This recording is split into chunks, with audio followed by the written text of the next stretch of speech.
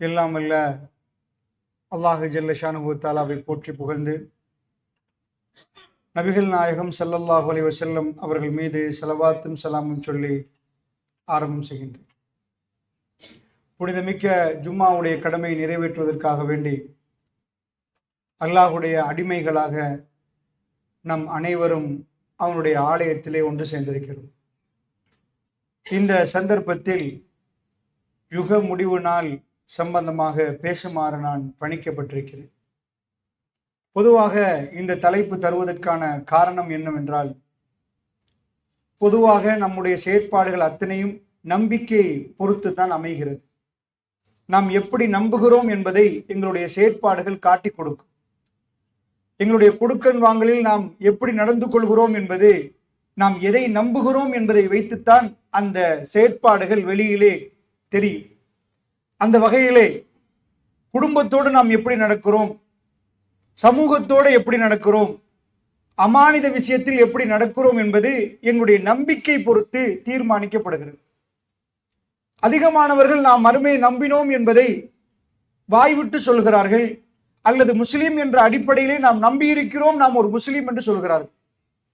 சின்ன பருவத்திலே நாம் போய் குர்ஆனை ஓதுகிற நேரம் ஆமன்து பில்லாஹி வ மலாயிகத்திஹி வ குதுபிஹி வ ருசுலிஹி என்று படித்து தருவார்கள்.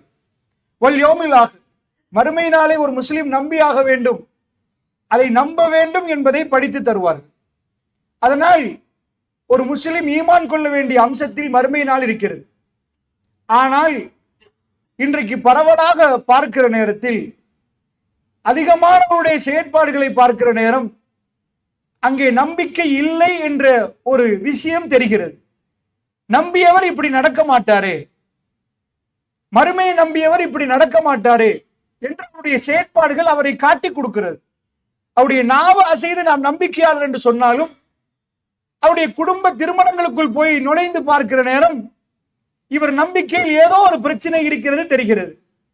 அவருடைய கொடுக்கல் வாங்கல் விஷயத்திலே தொழுகையாளி, 5 நேரம் தொழுவார், இன்னும் நஃபிலான வணக்கங்களில் ஈடுபடுவார். ஆனால் லஞ்சம் கூடாது என்று சொல்கிற நேரம் அவர் அதை கணக்கில் எடுக்க மாட்டார். தன்னுடைய ராஜ்யம் உடைந்துவிடும் என்று அஞ்சி அந்த விடயத்தை மட்டும் பேச வேண்டாம் என்பார். வியாபாரத்தில் ஒரு சில விடயங்கள் ஹராம் என்று சொல்கிற நேரம் அதை அவருடைய கணக்கில் எடுத்துக்கொள்ள மாட்டார். இவையெல்லாம் பேசக்கூடிய எனக்கு, கேட்கக்கூடிய உங்கள் அனைவருக்கும், நம் அனைவருக்கும் வரக்கூடிய பிரச்சனைகள். இதற்கு காரணம் என்னவென்று சொன்னால், நம்முடைய நம்பிக்கை உறுதியாக இல்லை என்று அர்த்தம். அப்ப எல்லோரிடமும் கேட்டால் மறுமையை நம்பவில்லையான்னு கேட்டால் நம்பிட்டோம் என்பார்கள். எல்லோரும் நாம் அனைவரும் மறுமையை நம்பியதாக சொல்கிறோம். ஆனால் ஆள் மனது இதை ஏற்றுக்கொண்டதான்னு கேட்டால் அங்கேதான் பிரச்சனை. அந்த பிரச்சனைக்கு பதில் கொடுத்து அந்த பதில் நமக்கு கிடைத்தால் நாம் எல்லாம் மனித புனிதர்களாக மாறிவிடுவோம். பாலைவனத்திலே பெருமானார் ஸல்லல்லாஹு அலைஹி வஸல்லம் அவர்கள் உரை நிகழ்த்துகிற நேரம் மிக மோசமான ஒரு சமூகத்தை ரசூலுல்லாஹ் கையிலே கொடுத்தார்கள். அங்கே நேர்மையும் நியாயத்தையும் பெருமானார் விட்டு போனார்கள். நீங்கள் பல கோடிகளை அவர்கள் காலில் கொட்டினாலும் அவர்கள் அதிலே ஒரு வாய் கூட தொட மாட்டார்கள். அந்த அளவுக்கு எல்லா பகுதிகளிலும் நேர்மையும் நியாயமும் இருந்தது. அந்த பாடநெறியின் கதாநாயகராக பெருமானார் திகழ்ந்தார்கள். உலகத்தின் அதிசய புரட்சியை மதீனா நகரத்திலே பெருமானார் நடத்தி காட்டினார்கள். அந்த வகையிலே அல்லாஹ்வுடைய நல்லடியார்களே, நமக்கெல்லாம் ஒரு சாதாரணமாக வாயால் நாம் கேட்காவிட்டாலும் சில கேள்விகள் நமக்கு வருகிறது. கபரில் நாம் போய் வைத்ததுக்கு பிறகு அங்க உள்ள ஒருவர் எழும்பி வந்து நமக்கு சொன்னா, மலக்குமார்கள் வந்தார்கள், கேள்வி கேட்டார்கள், பயங்கரமா இருக்கும், அந்த மாதிரி சொன்னால் நாம் அதிகமா நம்புறோம். சொல்லிட்டாருப்பா, 10 பேர் சொல்றாரு. கபருக்குள் போனவர் திரும்பி வர காணும், அவர் வரவே இல்லை. அங்கே நடப்பதை நாம் எப்படி நம்புகிறோம் என்றால், கபரை நாம் பார்த்ததில்லை, எங்கள் கண்ணுக்கு என்ன தெரிகிறது என்றால் மக்கி போன எலும்புகள் தெரிகிறது. அங்கே அடக்கம் செய்தவரை இன்னும் ஒரு பல ஆண்டுகளுக்கு பிறகு அந்த இடத்தை இன்னும் ஒருவருக்காக வேண்டி கொடுக்கிறார்கள். இப்படித்தான் மையவாடிகள் நடந்து கொண்டிருக்கிறது. இதை பார்க்கிற பலர்கள் வாயால் சொல்லாமல் மனதுக்குள் சில பலத்த சந்தேகங்களை சுமந்து கொள்வதை நாம் பார்க்கிறோம். அந்த சந்தேகம் தான் அவருடைய எல்லா செயற்பாடுகளையும் நேர்த்தியாக செய்வதற்கு தடுக்குது. அல்லாஹ்வை நம்பிய ஒரு ஆள், மறுமை நாளை நம்பிய ஒரு ஆள் நேர்மையாக நட, வாக்கு கொடுத்தால் வாக்கை மீறக்கூடாது, அல்லாஹ் கேட்பான் என்றால் அந்த பயம் வரணும், அந்த அச்சம் வரணும். அது ஏன் வர காணும்? மியூசிக் ஹராம், ஹராம் என்று படித்தால் அது ஹராத்துக்கு கேட்ப நாம் நடக்கணும். இல்லப்பா அது ஹலால் ஆக்கிறதுக்கு ஏதாவது இருக்கிறா நீங்க பாத்தீங்கன்னா பிரச்சனை இல்லை, ஹலால் பாயுது இந்த அடிப்படையில அப்படி நம்பினால், நான் ஹலால் என்று சொல்லவில்லை, அப்படி இருந்தால் பரவாயில்லை. ஹராம் என்று தெரிந்து இல்லை என்ன செய்ய ஒருவர் கேட்டால் அங்க பிரச்சனை. ஏன் பிரச்சனைன்னு கேட்டா இது நாம் காணாத உலகம், ஆலமுல் பர்ஸத், இதை நாம் கண்டதே இல்லை. பெருமானார் சொன்னார்கள் நான் பார்க்கிறேன் என்றார்கள். பெருமானாரை நம்பியவர்கள், ஓ பெருமானார் சொன்னாரே அல் ஆன், இப்பொழுது மலக்குமார்கள் கேள்வி கேட்கிறார், நான் பார்க்கிறேன் ரசூலுல்லாஹ். இதை நம்பக்கூடியவர்கள் அப்படி இருக்கும் என்று நம்பினால் இதை நம்பலாம், வேற வழியே இல்லை. மறுமை நாளுக்கு யாராவது போனார்களா? இல்லை. மறுமை நாளை பற்றி சொல்கிற நேரம் அந்த நம்பிக்கை நமக்கு ஏன் ஒரு பதட்டத்தை தரவில்லை? ஒரு தப்பு பண்ணிட்டோம், இதெல்லாம் வேறு வட்டியணும், போலீசார் வந்து நமக்கு கைது செய்யறாருன்னு எவ்வளவு பயப்படுறோம். சிஐடியில 4 கேள்வி கேட்டா அவ்வளவு உடம்பே தப்பா போகுது. போலீசார் கைது பண்ணுவார்கள், உளவுத்துறையர் வந்து 4 கேள்வி கேட்பார்கள், இதெல்லாம் பெரிய பிரச்சனையா போகும் என்றால் நம்ம அஞ்சி நடுங்குறோம். இது மாதிரி அல்லாஹ்வுடைய சன்னிதானம் அதை விட பயங்கரமாக படித்திருக்கிறோம். ஏன் நமக்கு அந்த உணர்வு வரவில்லை என்றால் நாம் நம்பவில்லை. அதுதான் பிரச்சனை, நம் நம்பிக்கையில் ஏற்பட்ட கோளாறு. அதற்கு காரணம் நாம் யாரும் மறுமைக்கு போய் வரவில்லை, அல்லது மறுமையை கண்டவர்கள் யாரும் இல்லை. இதுக்கு என்ன செய்யலாம்? அல்லாஹ் இந்த தீனை குருட்டுத்தனமாக வைக்கல. வெறுமனே நம்புங்க. மனிதனை படைத்த ரப்புல் ஆலமீனுக்கு மனிதன் எப்படி சிந்திப்பான் என்று தெரியும், மனிதன் எப்படி நடப்பான் என்று தெரியும், அவன் எப்படி ஆசை வைப்பான் என்று தெரியும். அல்லாஹ் என்ன பண்ணிட்டான்டா, பின்னாடி வர்றவங்களுக்கு பலத்த சந்தேகம் வந்துடும். அதற்காக மறுமை நாளை பெருமானார் சொல்லுகிற நேரத்தில் அடையாளம் போட்டார்கள். இது நடந்தால் மறுமை நடக்கும், இது நடந்தால் மறுமை வரும். நான் அந்த அடையாளங்கள்லாம் சொல்லல. அப்படி இல்லாமலே மறுமையை நம்புவதற்கு அறிஞர்கள் சில தொகுப்புகளை வைக்கிறார்கள். இமாம் பைஹக்கி அவர்கள், பெருமானார் ஸல்லல்லாஹு அலைஹி வஸல்லம் அவர்கள் மறுமையை நம்புறதுக்கு சொல்லவே இல்லை. எதேண்டா, இப்போ ஒரு மறுமையை நம்பணும்னா காணாத ஒன்றை நம்பணும். நம்ம காணல, ரசூலுல்லாஹ் என்ன செஞ்சிருக்கணும்? நம்ம யாருக்குமே தெரியாத ஒன்றை பெருமானார் ஸல்லல்லாஹு அலைஹி வஸல்லம் இப்ப கல்முனையில இருக்கிறோம், எங்க கையில எந்த சாதனமும் இல்லை, கொழும்புல நடக்கிற ஒன்றை இப்போ ஒருவர் சொல்லணும். அதை கொழும்புக்கு போய் பார்த்தால் அப்படியே நடந்திருக்கணும். அந்த மாதிரி பெருமானார் ஸல்லல்லாஹு அலைஹி வஸல்லம் அவர்கள் கபர்ல நடக்கிறத யாரும் காணல, அல்லாஹ்வுடைய தூதருக்கு அல்லாஹ் பிரத்யேகமா சில நேரங்களில் காட்டி கொடுத்தான். இதே மாதிரி உலகத்தில் வாழுகிற நேரம் யாராலும் கண்டுகொள்ள முடியாத ஒரு விடயத்தை பெருமானார் சொல்லி அந்த இடத்துக்கு போய் பார்த்து அப்படியே நடந்திருக்கிறான்னு ஊர்ஜிதப்படுத்தினா, காணாத ஒன்றை பெருமானார் தெளிவாக சொல்லியிருந்தா எப்படி எங்களுக்கு சிம்பிளாக மறுமையும் கபரை நம்பலாம்? ஏன் நான் இதை சொல்லுகிறேன்னா, நம்பிய கூட்டத்துக்கு எங்க உள்ளத்தில் ஏற்பட்ட சில கோளாறுகள் நம்முடைய செயற்பாடுகள் மூலமாக வெளிப்படுவதனால் அந்த கோளாறுகளை திருத்திக் கொள்வதற்கு சொல்கிறேன். அல்லாஹ்வுடைய தூதர் அப்படி பேசினார்களான்னு கேட்டா அதற்கென்று பேசவில்லை, ஆனால் அல்லாஹ் அப்படி வெளிப்படுத்தினார். இது ஹிஜ்ரி 9. இமாம் பைஹக்கி அவர்கள் தன்னுடைய கிதாபில் பதிவு செய்கிறார்கள். இறை தூதர் தான் என்பதை பெருமானார் ஸல்லல்லாஹு அலைஹி வஸல்லம் அடையாளங்களை அவர் கொண்டு வருகிறார். அந்த கிதாபில் இந்த ஹதீஸை கொண்டு வருகிறார். இது ஹிஜ்ரி 9. இன்றைக்கு நீங்க மஸ்ஜித் நபவிக்கு போனீங்கன்னா, மஸ்ஜித் நபவியில வெளியில பெரிய எல்லா பக்கத்திலும் ஒரு பெரிய தாப் அடிச்சிருப்பாங்க, மதில், அதுல கேட் இருக்கு. இதுக்கு வெளியில ஒரு இடத்துல 3 பள்ளிகளை பார்ப்பீங்க. பக்கத்துல மஸ்ஜித் நபவி கேட், பள்ளியில இருந்து வெளியே வந்து முற்றத்தை தாண்டி வந்து வெளியில திறந்தீங்கன்னா அந்த பக்கத்துல ஒரு பகுதியில ஒரு முக்குல சில பள்ளிகளை பார்ப்பீங்க. அதில் ஒரு இடத்தில் தான் இந்த அதிசயம் நடக்குது. அந்த இடத்துல வந்து இவர் ரசூல் ஸல்லல்லாஹு அலைஹி வஸல்லம் ஒரு ஜனாஸா தொழுவிக்கிறாங்க. அதை மார்க் பண்ணி வைத்திருப்பார்கள். இதுதான் அந்த இடம். அரபிகளை பொறுத்தளவுல அங்கே சுற்றி வளைத்து கிணறுகள் இருக்கிறது. இன்றைக்கும் அந்த பள்ளிவாசல் பெருமானாருடைய கடுமையான காய்ச்சல் நேரம் 7 கிணறுகளில் தண்ணி எடுத்தார்கள். அவைகளை கூட அடையாளம் விட்டு வைத்திருக்கிறார்கள். கொண்டாட மாட்டார்கள், எங்களை போன்று கொண்டாட மாட்டார்கள். அவர்களுக்கு தெரியும் எங்கே எது இருக்கிறது என்று. இந்த இடத்தை அடையாளப்படுத்தி வைத்திருக்கிறார். இது ரசூலுல்லாஹ் ஜனாஸா தொழுவித்த இடம். எந்த ஜனாஸா தெரியுமா? இந்த ஹதீஸில் வரக்கூடிய ஜனாஸா. ஹிஜ்ரி 9 9ஆம் ஆண்டில் பெருமானார் ஸல்லல்லாஹு அலைஹி வஸல்லம் அவர்கள் திடீரென்று ஒரு நாள் மக்களை எல்லாம் அழைக்கிறார்கள். அழைத்து விட்டு சொல்கிறார், நான் ரசூலுல்லாஹி ஸல்லல்லாஹு அலைஹி வஸல்லம், ரசூல் ஸல்லல்லாஹு அலைஹி வஸல்லம் பகிரங்கமா அழைப்பு விட்டு சொல்றாங்க, மக்களே இன்றைக்கு ஒரு ஆள் மரணித்துட்டார், அவருக்காக நாங்க ஜனாசா தொழ போறோம். யாரும் மௌத்தானாங்க? மதீனால யாருமே இல்ல, எல்லாரும் உயிரோட தான் இருக்கிறாங்க. யார் என்று கேட்டால் கடல் கடந்து ரசூலுல்லாஹ் இருக்கிற இடத்துல இருந்து கடலை கிராஸ் பண்ணி அடுத்த பக்கம் போனா ஆப்பிரிக்கா கண்டினென்ட், அடுத்த பக்கத்துல ரெட்சியை கிராஸ் பண்ணி போகணும். அந்த பக்கத்துல அபஷிகள் இருக்கிறாங்க, அபிசீனியா, இன்றைக்கு எத்தியோப்பியா. அந்த நாட்டுடைய மன்னர், அவருக்கு நஜ்ஜாஷி என்று சொல்லுவோம். அந்த மன்னர், அவருடைய பேர் அஸ்ரமா. அஸ்ரமா இறந்த செய்தியை பெருமானார் பப்ளிக்கா சொல்றாங்க. கையில போன் இல்ல, பேஸ்புக் இல்ல, வாட்ஸ்அப் இல்ல, இமெயில் இல்ல, சேட்டலைட் இல்ல, எந்த சாதனமும் இல்லாமல் பெருமானார் பப்ளிக்கா சொல்றாங்க. நான் இன்றைக்கு ஒரு ஜனாதிபதியுடைய இறப்பை அறிவித்தால் அது கிரிமினல் குற்றம். இந்த நாட்டுடைய ஒரு ஜனாதிபதி இறந்துட்டார் என்று தெரிந்தாலும் அது பிரசிடென்ட் மீடியா யூனிட் வெளியாக காட்டி யாருக்கு அறிவிக்கல, அதான் சட்டம்.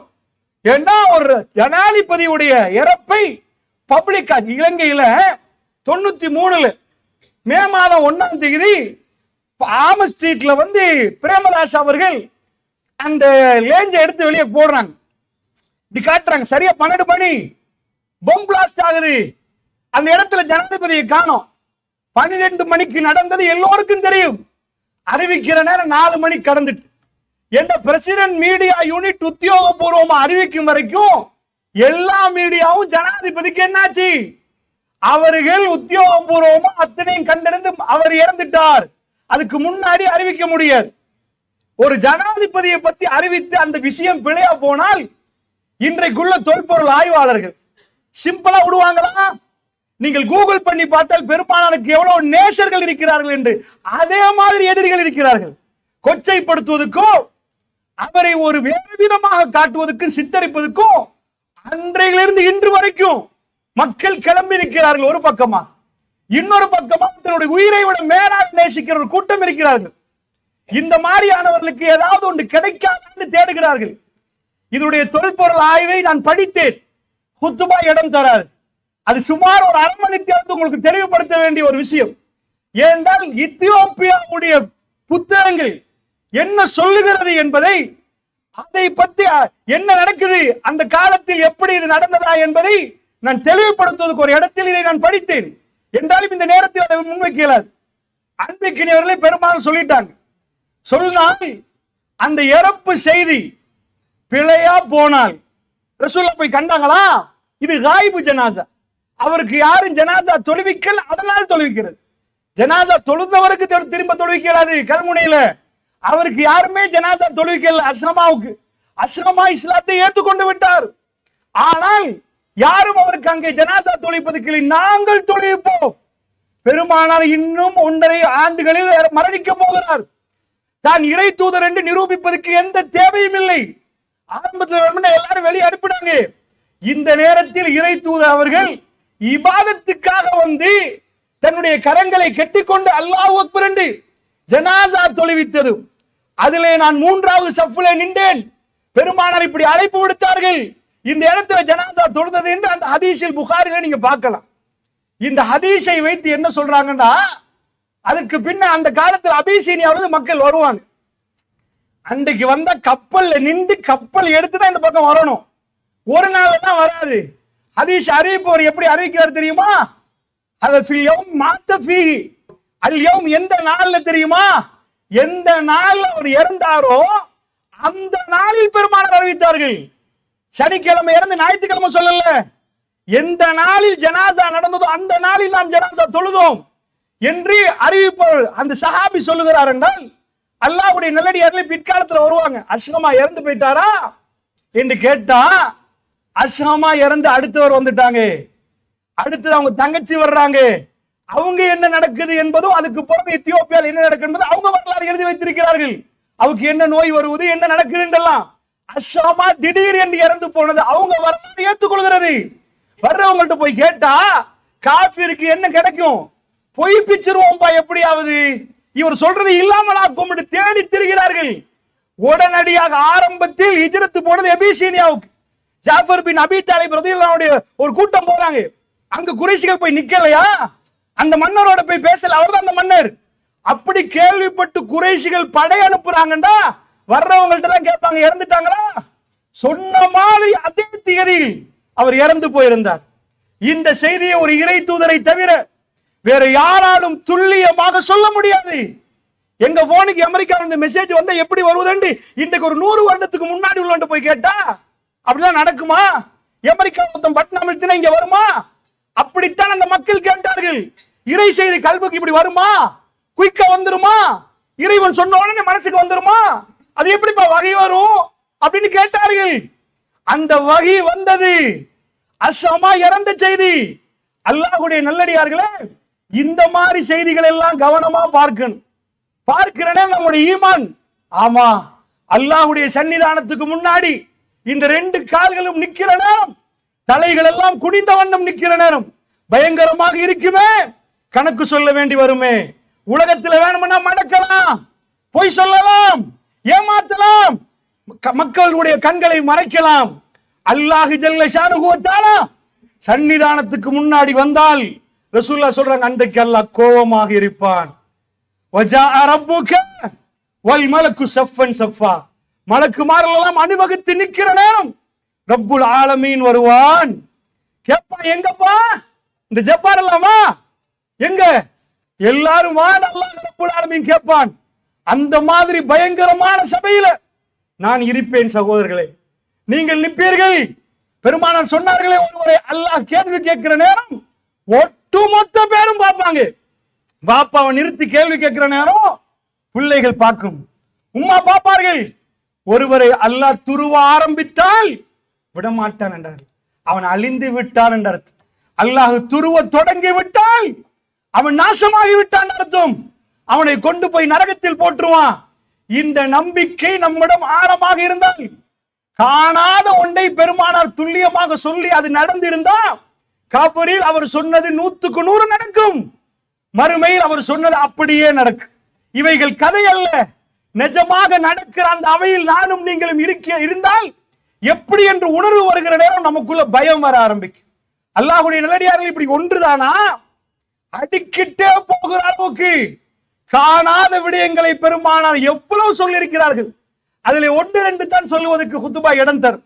அல்லாஹ்வுடைய நல்லடியார்களே, நான் சொல்லுவது எல்லாம் ரசூலுல்லாஹ் மரணிப்பதற்கு 1-2 ஆண்டுகளுக்கு முன்னாடி நடந்தது. ஏன் தெரியுமா?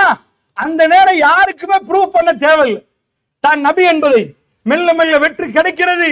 ஃபத்ஹு மக்கா, மக்காவுடைய வெற்றி நடக்குது. அல்லாஹ்வுடைய நல்லடியார்களே, பெருமானார் ஸல்லல்லாஹு அலைஹி வஸல்லம் அவர்கள் ஃபர்ஸ்ட் வார், கிறிஸ்தவ உலகம் அது படுகிறது. பல இடங்களில் நான் சொல்லிக்கிறேன், மோத்தா போர், கிறிஸ்தவர்களோடு ஃபர்ஸ்ட் நடக்கிற போர். அதாவது அரபிகள் இதுவரைக்கும் உள்ளுக்குள்ள சண்டை பிடிச்சாங்க. அரபிகள் வெளியில போய் சண்டை பிடிக்கல, உள்ளுக்குள்ள அவங்க கோத்திரம் சண்டை நடந்துச்சு. ஃபர்ஸ்ட் வெளியில இருந்து வாழ்ந்த அரபிகள் எழுந்த ஃபர்ஸ்ட் போர். பெருமானார் போகவில்லை, அந்த இடத்துக்கு தன்னுடைய தளபதிகளை அனுப்புறாங்க. அந்த போருக்கு போகிற நேரம் ரசூலுல்லாஹ் சொல்லி அனுப்புறாங்க, ஜெயிது கொடிய பிடிங்க, நீங்க இறந்தா ஜாஃபர் கொடிய பிடிங்க, ஜாஃபர் இறந்த அப்துல்லா பின் ரவாஹா கொடிய பிடிங்க. சுருக்கமாக சொல்கிறேன், மோத்தாவுக்கு போயிட்டாங்க. 1000 கிலோமீட்டருக்கு அங்கால உள்ள ஊரு. இன்றைக்கும் அந்த ஊர் இருக்கிறது. அந்த ஊர்ல தான் அவங்களும் வர்றாங்க, இவங்களும் வர்றாங்க. மதீனாவுல இருந்து ரசூல் ஸல்லல்லாஹு அலைஹி வஸல்லம் அவர்கள் லைவா சொல்றாங்க, அல்லாஹ் எனக்கு மோத்தாவை காட்டுகிறான். புகாரியில் வரக்கூடிய செய்தி நான் பார்க்கிறேன். ஸைத் பின் ஹாரிஸா ஸல்லல்லாஹு அலைஹி வஸல்லம் அவர்கள் வளர்த்த பிள்ளை ஸைத் பின் ஹாரிஸா முன்னாடி போகிறார், அவர் ஷஹீதாக்கப்படுகிறார் என்றார். அல்லாஹ்வுடைய தூதர் 2வது பேசியவர் மிக முக்கியமானவர், ஜாஃபர் பின் அபி தாலிபை நான் பார்க்கிறேன் என்றாங்க ரசூலுல்லாஹ். இங்க இருந்து பார்க்கிறாங்க, 1000 கிலோமீட்டருக்கு அப்பால் நடக்கக்கூடியதை அல்லாஹ் எனக்கு காண்பிக்கிறான். இது போலியாக இருந்தால் இந்த பள்ளியிலே நாம் நம்முடைய வேலையெல்லாம் விட்டுட்டு இங்க வர வேண்டிய தேவையில்லை. இது உண்மைதான் என்று இருந்தால் இதற்கு பிறகு பெருமானார் நாவசித்து சொன்ன அத்தனை நாம் நம்பி ஆக வேண்டியிருக்கிறது. அல்லாஹ் எதையும் விட மாட்டான். அத்தனைக்கு மன்னிப்பு கேட்காவிட்டால், அவரிடம் அழுது கேட்காவிட்டால் எதையும் விட மாட்டான். அந்த பயங்கர நாளை நாம் சந்திக்க வேண்டி வரும் என்ற உணர்வு நமக்குள் வரணும். அல்லாஹ்வுடைய தூதர் சொல்றாங்க, நான் ஜாஃபரை பார்க்கிறேன் என்றாங்க. யாரு ஜாஃபர் ரலியல்லாஹு அன்ஹு? அவர் அலி நானா. அலி ரலியல்லாஹு அப்ப 30 வயசு, இவங்களுக்கு 40 வயசு. ஜாஃபர் ரலியல்லாஹு அன்ஹு அவர்கள் கொடியை பிடிச்சு முன்னாடி போறாங்க. அவர் ஷஹீதாக்கப்பட்டதை ரசூலுல்லாஹ் சொல்றாங்க. மதீனாவுக்கு காத்தை விட வேகமா பறந்துட்டு ஜாஃபர் குடும்பத்தார் அழ ஆரம்பிச்சுட்டாங்க. அந்த நேரத்துல ஜாஃபர் பின் அபி தாலிப் ரலியல்லாஹு அன்ஹு அவர்கள் இந்த செய்தி என்ன சொல்லுது? திரும்ப தப்பி தவறி சொன்னவர்கள் ஒரு ஆள் வந்தா கூட, அல்லாஹ்வுடைய தூதரே வகி வந்ததா சொன்னீங்க, அல்லாஹ் உங்களுக்கு அறிவித்ததா சொன்னீங்க, அதான் ஜாஃபர் வந்துட்டாரே, வந்தால் ஒட்டுமொத்த இஸ்லாமும் பொய்யா பேர். வரவில்லை என்று சொன்னால் அவர் மறுமையை பத்தி சொன்னது உண்மை, அவர் கபரை பத்தி சொன்னது உண்மை, எங்கள் விஷயத்தில் தீர்ப்பு என்ன என்று கேட்டுக்கொண்டு பள்ளிவாசல் வெளியே போகணும். நாம் நேர்மையாக நடந்தோமா, ஒழுக்கமாக நடந்தோமா, எங்க தொழுகை ஏற்றுக்கொள்ளப்படுகிறதா, அத்தனைக்கும் எங்களுடைய மனசாட்சி பதில் தர வேண்டும் அல்லாஹ்வுடைய பெருமானார் சொல்லிவிட்டார்கள். ஊரிலே ஜாஃபருடைய குடும்பத்தார் அழ ஆரம்பிச்சுட்டாங்க. அடுத்ததாக அப்துல்லா பின் ரவாஹா அவரும் ஷஹீதாக்கப்பட்டார். இப்ப மோத்தாவுல நடக்கிறது அவங்க புக்ல அவங்க எழுதுறாங்க. இன்றைக்கு ஜும்மா முடிஞ்சு கூகுள்ல போய் என்சைக்ளோபீடியா விக்கிபீடியா அடிச்சு மோத்தாவோட அடிச்சிங்கன்னா கிறிஸ்டியன் என்ன சொல்றான், முஸ்லிம் என்ன சொல்றான்னு காட்டும். அவங்களை எவ்வளவு பேர் வந்தாங்கன்னு அவங்க தரப்பாத எழுதி வைத்திருக்கிறார்கள். இப்ப அங்க மஷூரா நடக்குது. ரசூலுல்லாஹ் சொன்ன 3 தளபதியும் போயிட்டாங்களே, நான் யாரு? இஸ்லாத்தை இப்ப அண்மையில் ஏற்றுக்கொண்ட ஒரு மாபெரும் போர் வீரர் அந்த சபையில் நிற்கிறார். காலித் பின் வலீத் ரலியல்லாஹு அன்ஹு அவங்க அவர்கிட்ட போய் கொடியை கொடுக்கறாங்க. ஏப்பா நான் இப்பதான் இஸ்லாத்துக்கு புதுசு, அந்த பக்கம் இருந்து நான் வீரனானின்றது உண்மை, உங்கள ஒரு ஆளை பாருங்க இப்பதான் இஸ்லாத்துக்கு வந்திருக்கிறார். இல்லை நீங்கள் தான் என்று பலவந்தமாக கொடுக்கிறார்கள். அவர் கையிலே அல்லாஹ் வெற்றியை கொடுத்ததாக ரசூலுல்லாஹ் அறிவிக்கிறார். காலித் பின் வலீத் சைஃபுன் மின் சுயூஃபில்லாஹ், அல்லாஹ்வுடைய வாட்களில் ஒரு வாளை கொடியை பிடிக்கிறார் என்கிறாங்க ரசூலுல்லாஹ். அவர் கையில் அல்லாஹ் வெற்றியை கொடுத்தான். இந்த வெற்றியில தான் அவங்க பிரச்சனை படுத்துவாங்க. நாங்க வெற்றி என்று சொல்றோம், அவர்கள் அப்படி இல்லை என்று எழுதுவார்கள் அவங்க புக்கில். அது உண்மை.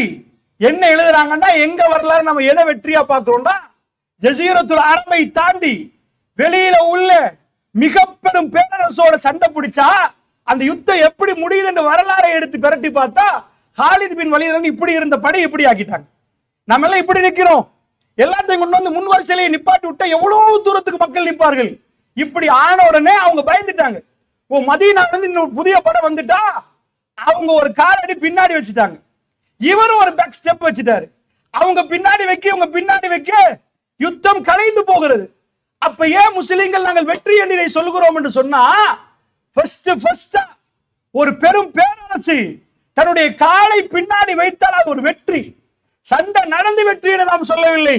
இதற்கு பிறகுதான் ரோம பேரரசு ஹிஜ்ரி 15 ரசூலுல்லாஹ் மௌத்தாகி 4 ஆண்டுகளில் ரோமம் கீழே உழுகிறது, பாரசீகம் கீழே உழுகிறது.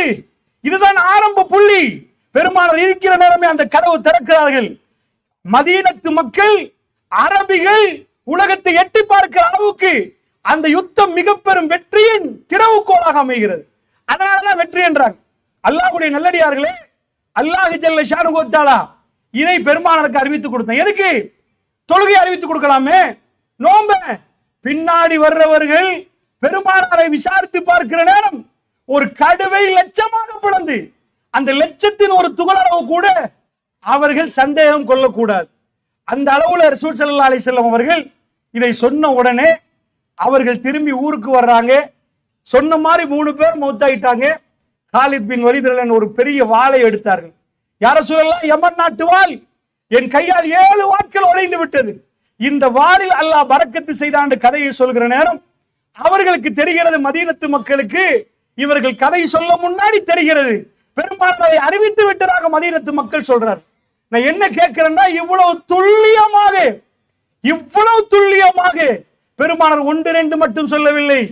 பெருமானார் மரணித்து 24 ஆண்டுகளுக்கு பிறகு மரணிக்கக்கூடிய ஒருவரை பார்த்து ரசூலுல்லாஹ் ஹிஜ்ரி 2 மரணிப்பதற்கு 33 ஆண்டுகளுக்கு முன்னாடி, அப்பொழுது ரசூலுல்லாஹ் இன்னும் 10 ஆண்டுகள் வாழ போனார்கள். ஜனாசா எப்ப நடக்கும் என்ற ரசூலுல்லாஹ் மௌத்தாகி இன்னும் 24 ஆண்டுகளுக்கு பிறகு நடக்க போகுது. இந்த அறிவிப்பு 33 ஆண்டுகளுக்கு முன்னாடி ரசூலுல்லாஹ் சொல்றாங்க. எல்லாரும் பள்ளியை கட்டுறாங்க. இப்போ ஒரு பொடியை அவர் எல்லோரும் ஒரு கல்லை, மதீனத்து பள்ளி மஸ்ஜித் நபவியை கட்டுற நேரம் அவர் மட்டும் 2 கல்லை தூக்குறாங்க. அவர் தலையில தூசி.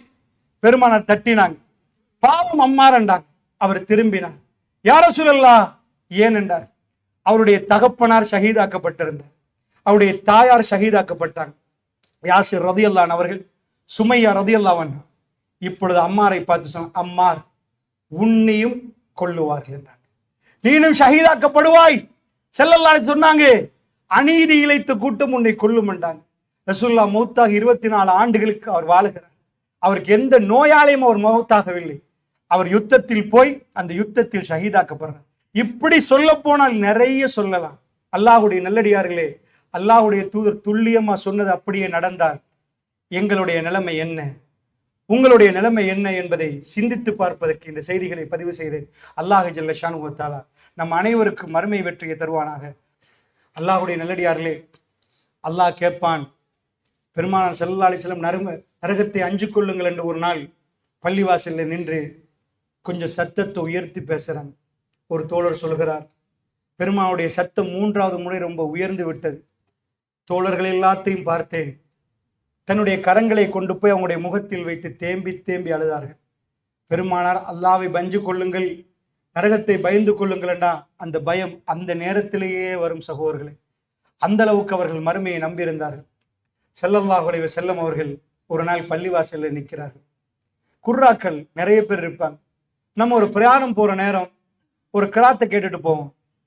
அதே மாதிரி அல்லாஹ்வுடைய தூதர் பள்ளியில் இருக்கிற நேரம் அபு அப்துர் ரஹ்மான் இப்னு மஸ்ஊத் ரலியல்லாஹு அன்ஹு அவர்கள் பக்கத்தில் வருகிறார். யா அபா அப்துர் ரஹ்மான், ஏ இப்னு மஸ்ஊதை இக்ரா, ஓதுவீராகன்றாங்க.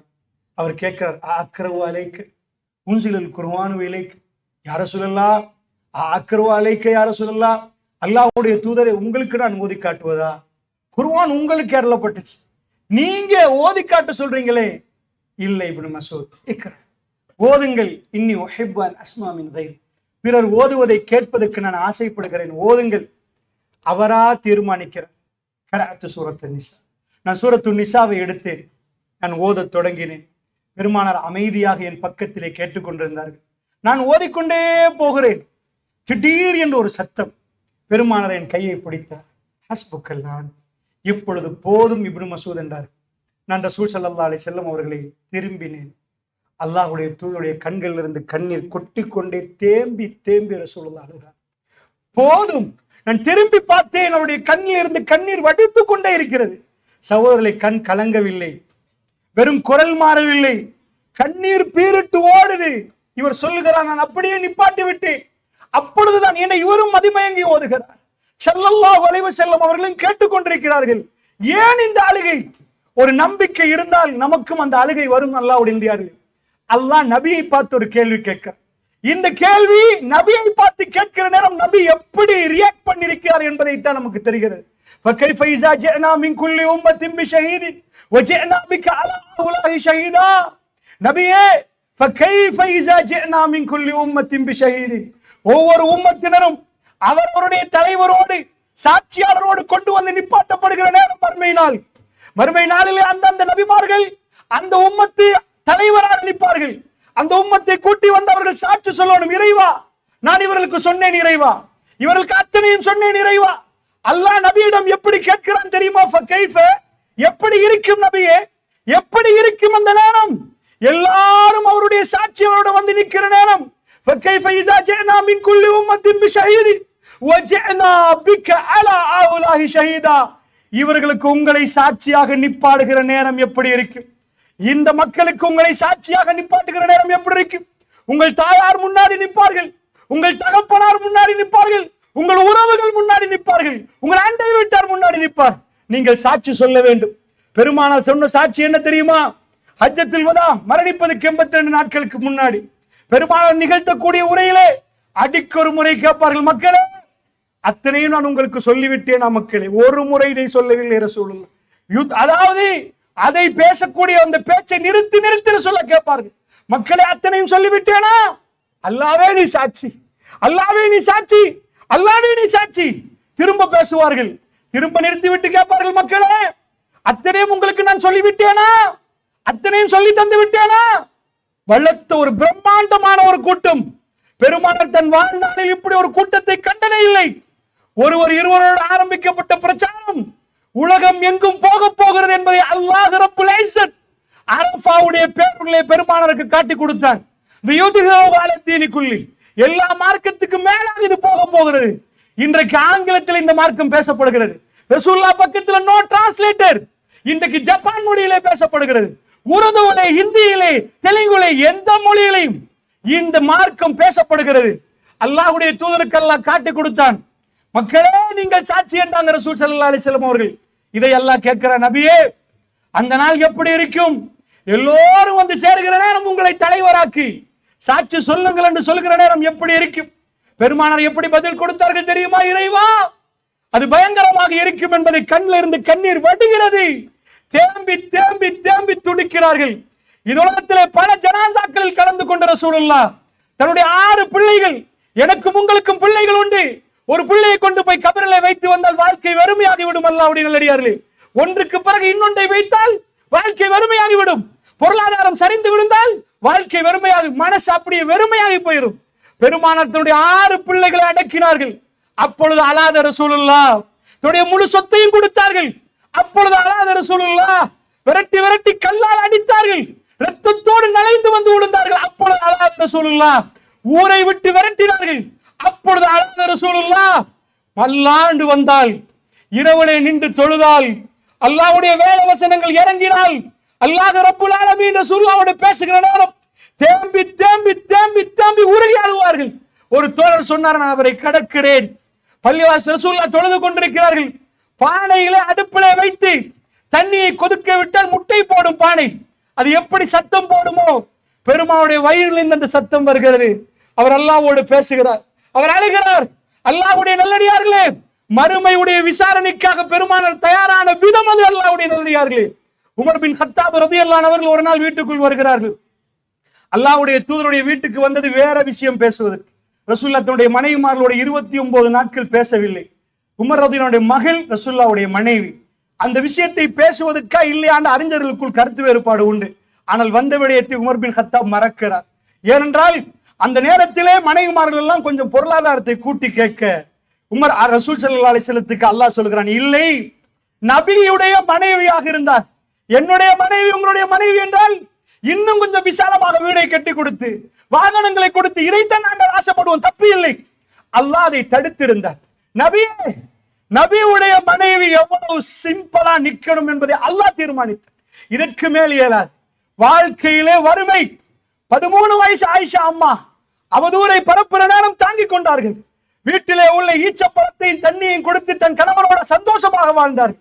இன்றைக்குள்ள எந்த பெண்ணுக்காவது கொடுத்து பாருங்கள், முடியவே முடியாது சகோதரர்களே, முடியவே முடியாது. 14, 15 வயதுகள், 18 வயது பெருமானாரை பிரிந்து செல்கிற நேரம், அந்த சின்ன வயதிலே ஆயிஷா அம்மா அவர்கள் எப்படி வாழ்ந்திருப்பார்கள்.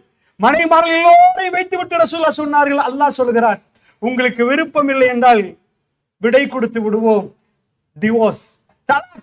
அல்லாஹ் சொல்கிறான், ஒரு மனைவி பசியில் வாடி துடித்தாலும், ஒரு ரசூலுல்லாஹ் வாழ்ந்த ஒரு மனைவி பெருமானை பிரிந்த வரலாறை நீங்கள் பார்க்க மாட்டீர்கள்.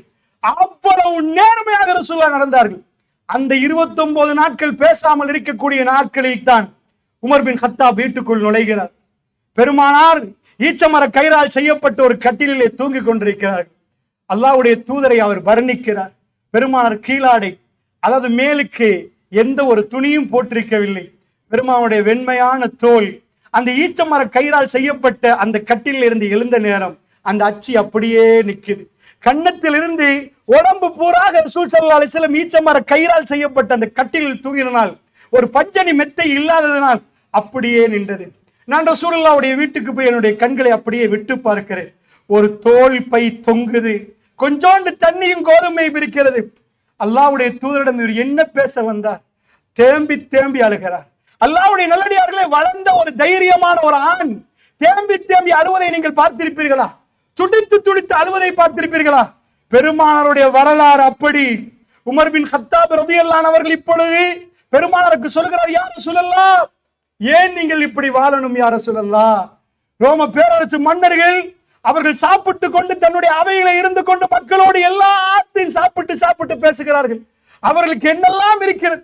எங்களுடைய தலைவர் நீங்கள், அல்லாஹ்வுடைய தூதரே, உங்களுக்கு என்ன வேணும் யா ரசூலல்லாஹ்? ஏன் நீங்கள் இப்படி வாழ வேண்டும் யா ரசூலல்லாஹ்? என்ன சொல்லிருக்கணும் உமரே? என்ன இவ்வளவு கவலையா?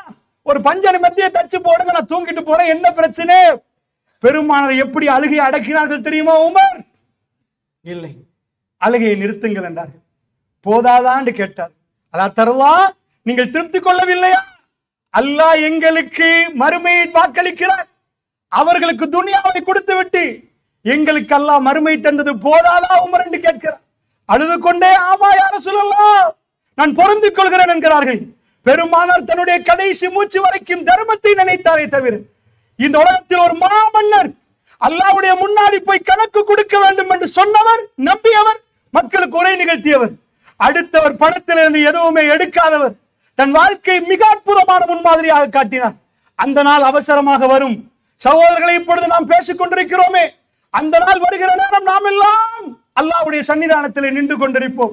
ஆயிஷா அம்மா கேட்டார்கள், குறுக்க வந்து, யா ரசூலல்லாஹ், பெருமானார் பேசுகிற நேரம் ஆயிஷா அம்மா அவர்கள் நிறுத்தி நிறுத்தி சில வேளை பேசுவார்கள். அல்லாஹ்வுடைய தூதர் சொன்னார்கள், ஆயிஷா, எல்லோரும் நிர்வாணமாக செருப்பு கூட இல்லாமல் அல்லாஹ்வுடைய சன்னிதானத்துக்கு எல்லோரும் போவார்கள், பயங்கரமான நாள் என்றார்கள். யா நப்சி, யா நப்சி, என்னுடைய ஆன்மாவை என்று எல்லோரும் ஓடுகிற நேரம் ரசூலுல்லாஹ்வை நிறுத்திவிட்டு ஆயிஷா அம்மா கேட்டார்கள், யா ரசூலல்லாஹ், ஆண்களும் பெண்களும் நிர்வாணமாக ஓடுவார்களா? அபத்தம் தெரியுமே யா ரசூலல்லாஹ், ஒருவரை ஒருவர் பார்த்துக் கொள்வார்களே யா ரசூலல்லாஹ். அல்லாஹ்வுடைய தூதர் கேட்டார்கள், ஆயிஷா, அது எப்படிப்பட்ட நேரம் தெரியுமா? அல்லாஹ் ஜல்ல ஷானுஹு வ தஆலா சன்னிதானத்துக்கு வருகிறான் என்று வந்த உடனே எல்லோரும் தன்னுடைய நிலைமை என்ன? அதுதான் வாழ்க்கை. அப்பொழுதுதான் நிஜமாக வாழப் போகிறோம். இது அற்பத்திலும் அற்பம். அங்க போய் கேட்ட பிறகு எவ்வளவு காலம் கப்லபிஸ்டும், எவ்வளவு காலம் வாழ்ந்தீங்க? ஒரு நாள் அல்லது ஒரு நாளில் கொஞ்சம், எங்களுக்கு 60-80 ஆண்டுகள் ஆகலாம். அங்க போய் பார்த்தால் கொஞ்ச நேரமாக இருக்கும். அதனால் எல்லோரும் நிர்வாணமாக எப்படி நாம் பிறக்கிறோமோ அந்த மாதிரி பிறப்பின் தோற்றத்திலே பெரியவர்களாக நாம் ஓடுவோம். யாரையும் யாரும் பார்த்து கொள்ள மாட்டார்களா ஆயிஷா? அது அப்படிப்பட்ட பயங்கரம். என்னுடைய கதி என்ன என்பது மட்டும்தான் மனிதன். யா நப்சி, யா நப்சி, யா நப்சி. பக்கத்தில் உள்ளவருக்கு தெரியாது, இவர் யார் அவர் யார் ஒன்றுமே புரியாது. என்னுடைய கதி என்னன்னு ஒரே திசையில் மனிதர்கள் ஓடுவார்கள். யௌம யஃபிருல் மர்உ மின் அஹி வ உம்மிஹி வ அபி வ ஸாஹிபதிஹி வ பனி. அந்த நேரத்திலே தாயை கண்டு பிள்ளை ஓடும், பிள்ளையை கண்டு தாய் ஓடுவாள், சகோதரனை கண்டு ஆஃப்டர் லாங் டைம் என்று கெட்டி பிடிக்க மாட்டார்கள். எல்லாரும் அவரவர்கள் பிரிந்து ஓடுவார்கள். இவர் என்னிடம் எதையும் கேட்டுக்கொள்ளக் கூடாது, என்னை சொல்லிக் கொடுத்துடக் கூடாது. இப்படிப்பட்ட நேரத்தில் எல்லோரும் ஒரு இடத்துக்கு கொண்டு சேர்க்கப்படுகிற நேரம், களத்திலே மலக்குமார்கள் பணிபுரிந்து கொண்டு மனிதர்களை பிரிப்பார்கள். அல்லாஹ் வரப்போகிறான், அல்லாஹ் வரப்போகிறான் என்று பிரிப்பார்கள். வம்தாசுல் யௌம அய்யுல் முஜ்ரிமூன், பாவிகளே பிரிந்து விடுங்கள் என்று சொல்லப்படும். பாவிகள் எல்லாம் ஒரு பக்கமாகவும் நல்லவர்கள் எல்லாம் இன்னொரு பக்கம் பிரிக்கப்படுகிற நேரம், மலக்குமார்கள் இப்பொழுது மன்னர்கள் வருகிற நேரம், ராணுவம் அணிவகுத்து நிற்பார்கள். இதையெல்லாம் தாண்டி அல்லாஹ் ரப்புல் ஆலமீன் வரப்போகிறான். முதல் தடவை அல்லாஹ் தீர்ப்புக்கு வரப்போகிறான். ரப்புல் ஆலமீன் வரப்போகிறான். மலக்குமார்கள் அணிவகுத்து நின்று கொண்டிருப்பார்கள். அல்லாஹ் அவனுடைய அரிசிக்கு வரப்போகிறான், வந்து தீர்ப்பு சொல்ல போகிறான். நரகம் கொண்டு வந்து நிப்பாட்டப்படும். அல்லாஹ்வுடைய நல்லடியார்களே, அல்லாஹ்வுடைய தூதர் அந்த நேரத்திலே மக்காமம் மஹ்மூதா என்ற இடத்திலே அல்லாஹ் எழுப்பாட்டுவான். அந்த சபையிலே நானும் நீங்களும் இருப்போம். எல்லோரும் கீழே குனிந்திருப்பார்கள். அல்லாஹ் வந்ததுக்கு பிறகு எல்லோரும் மூர்ச்சியிட்டு விழுந்து விடுவார்கள். ரப்புல் ஆலமீன் வந்து விட்டான். அந்த சபையை நம்புறீர்களா சகோதரர்களே? அல்லாஹ் கேட்பான். உங்கள் மனைவிமார்களுக்கு நீங்கள் அநியாயம் செய்தால் அல்லாஹ் கேட்பான். உங்கள் குடும்பத்தாருக்கு துரோகம் செய்தால் அல்லாஹ் கேட்பான். நீங்கள் அநியாயமாக சீதனம் எடுத்தால் வல்லாஹி அல்லாஹ் கேட்பான். அநியாயமாக இன்னொருடைய சொத்தை நீங்கள் பறித்தால் வல்லாஹி அல்லாஹ் கேட்பான். நீங்கள் அநியாயமாக இன்னொருவரை மோசடி செய்தால் அல்லாஹ் கேட்பான். நீங்கள் இன்னொருவருக்கு வாக்கு கொடுத்து அவருடைய செக்கை பவுன்ஸ் பண்ணி அவரை நீங்கள் கேவலமாக அவரை சீரழிக்க விட்டால் அல்லாஹ் கேட்பான். பள்ளிவாசுடைய சொத்தை ஒழுங்காக பராமரிக்காமல் அந்த மாநிலத்தை நீங்கள் மோசடி செய்தால் அல்லாஹ் கேட்பான். இந்த சமூகத்துக்கு தலைவராக வந்து அந்த தலைமையிலே துஷ்பிரயோகம் செய்தால் அல்லாஹ் கேட்பான். அல்லாஹ்வுடைய அந்த சபை அப்படிப்பட்டது. நம்பக்கூடியவர்கள் நம்புவார்கள், நம்பவே முடியாது என்று சொன்னவர்களுக்கு நம்பிக்கையை திணிக்க முடியாது. அந்த கேட்கிற அவை மிகவும் பயங்கரமாக இருக்கும். அல்லாஹ்வுடைய தூதர் அந்த நேரத்திலே நானும் நீங்களும் அல்லாஹும்ம ரப்ப ஹாதிஹி தஅவத்தி தாம்ம வஸலாத்தில் காயிமா ஆதி முஹம்மதில் வஸீலத வல் ஃபதீல வபஅது மகாம மஹ்மூதன் அல்லதி வஅத. இதுதான் பாங்க துஆ. சகோதரர்களே, நாங்க என்ன கேட்கிறோம்? யார் முஹம்மது ஸல்லல்லாஹு அலைஹி வஸல்லத்துக்கு வாக்களித்த அந்த மக்காம மஹ்மூதா என்ற இடத்தில் அவரை எழுப்பியா அல்லாஹ். எல்லோரும் நிற்கிற நேரம் அந்த பாவிகள் எல்லோரும் தலை குனிந்திருப்பார்கள். அந்த சபையிலே நானும் நீங்களும் இருக்கக்கூடாது சகோதரர்களே. பாவி என்று அடையாளமிடப்பட்டால் முடிந்து விட்டது வாழ்க்கை. அல்லாஹ்வுடைய பெருமாவுடைய முகம் செவந்து விடும். பெருமானார் மிம்பரிலே ஏறி பேசுவார்கள், அமைதியான குரலில் பேசுவார்கள். ஒரு சமூகத்துக்கு கைத்தடியை வைத்து அடித்தடித்து திருத்தவில்லை, தன் சிரிப்பால் திருத்தின ரசூலுல்லாஹ். மறுமை என்று வந்தால் முகமெல்லாம் செவந்து விடும். அதாவது ஒரு பட தளபதி ஒரு படைக்கு எப்படி எச்சரிப்பாரோ, ஒரு படை தளபதி எச்சரிப்பது போன்ற சொல்ல எச்சரிப்பார்கள். எல்லோரும் பயந்து பீராந்தமாக கேட்பார்கள். அப்படிப்பட்ட மறுமை நாள் வரப்போகிறது சகோதரர்களே. நானும் நீங்களும் அல்லாஹ்வுடைய சன்னிதானத்தில் நிப்பாட்டப்பட போகிறோம். ஒவ்வொன்றாக துருவி துருவி கேட்கக்கூடிய நிலைமை வந்தால் நாம் அழிந்து விடுவோம். அல்லாஹ் சில மனிதர்களை மட்டும் பக்கத்தில் அரைத்து ஹிஜாபை போட்டு திரையை போட்டு விட்டு கொஞ்சம் பேசுவார். அல்லாஹ்வுடைய பிழைகளை எல்லாம் சொல்லி காட்டி அது எனக்கும் உனக்கும் தெரியும், யாருக்கும் தெரியாது என்று அவரை கொண்டு போய் ஜன்னாவுக்கு போடுவதாக ரசூலுல்லாஹ் சொன்னார்களே. அந்த பாக்கியம் எனக்கும் உங்களுக்கு வர வேண்டும் சகோதரர்களே. அந்த பாக்கியம் வர வேண்டும் என்பதற்காக வேண்டியதை பதிவு செய்கிறேன். அது பயங்கரமான நாள். நாக்கிசூரு ஊசிஹிம், தன்னுடைய ரப்புக்கு முன்னாடி தலைகளை குனித்துக் கொள்வார்கள் மனிதர்கள். ரப்பனா, என்னுடைய ரப்பே, அப்சர்னா, அத்தனையும் பார்த்து விட்டோம் யா அல்லாஹ், வஸமஅனா, அத்தனையும் கேட்டு விட்டோம். சின்னோர் அவகாசம் இறைவா, திருந்தி வருகிறோம். கொடுக்கப்பட மாட்டாது.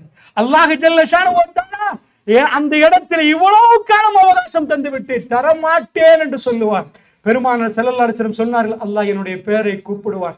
யா முஹம்மத் இர்ஃபா ரஅஸக், உங்களுடைய தலையை தூக்குங்கள் என்பான். அல்லாஹ் கோபத்தோடு இருப்பதனால் சஜதாவிலே ரசூலுல்லாஹ் மறுமையிலே நிற்பார்கள். தலையை தூக்குங்கள் என்று சொன்னதுக்கு பிறகு நான் தூக்கி பார்ப்பேன். அல்லாஹ் கேட்பான், என்ன வேணும் என்று கேட்பான். நான் என்ன கேட்பேன் தெரியுமா? யா அல்லாஹ் உம்மத்தி, என்னுடைய உம்மத்தி யா அல்லாஹ், அவர்களுக்கு ஜன்னா யா அல்லாஹ். அல்லாஹ்வுடைய தூதர் அந்த மறுமையிலே கேட்பதை சொல்கிறார்கள். அல்லாஹ் அன்போடு கேட்பான், முஹம்மது ஸல்லல்லாஹு அலைஹி வஸல்லம் என்ன வேணும்? அந்த கௌரவமாக கண்ணியமாக மக்காம மஹ்மூதால் அவரை எழுப்பி விட்டு கேட்கிற நேரம் அல்லாஹ்வுடைய நல்லடியார்களை ஷஃபாஅத் கிடைக்கிற நேரம். சகோதரர்களே, அல்லாஹ் ஜல்ல ஷானஹு வ தஆலா இப்படி எல்லாம் செய்ய போகிறான். பெருமானார் வெறுமனே கண்ணை பொத்திக் கொண்டு மனிதர்களை உட்கார வைத்து சொல்லவில்லை. ப்ரூஃப் எவ்வளவு வேணுமோ அவ்வளவு ப்ரூஃபோட சொன்னார்கள். மேற்கத்திய நாடுகள் குர்ஆனை படித்து விட்டு தேம்பி அழுது கொண்டு இஸ்லாத்துக்குள் நுழைகிறார்கள். ப்ரொஃபசர்மார்கள், விஞ்ஞானிகள், டாக்டர்மார்கள், அவர்களுக்கு உண்மை புலப்படுகிறது. அல்லாஹ்வுடைய நல்லடியார்களே, மறுமை நெருங்கிறது என்பது மட்டும் எங்களுடைய மனங்களுக்கு புரிகிறது. உலகத்தில் நடக்கிற விஷயங்களை எல்லாம் பார்க்கிற நேரம் மறுமை நம்மளை நோக்கி நெருங்கி வருகிறது.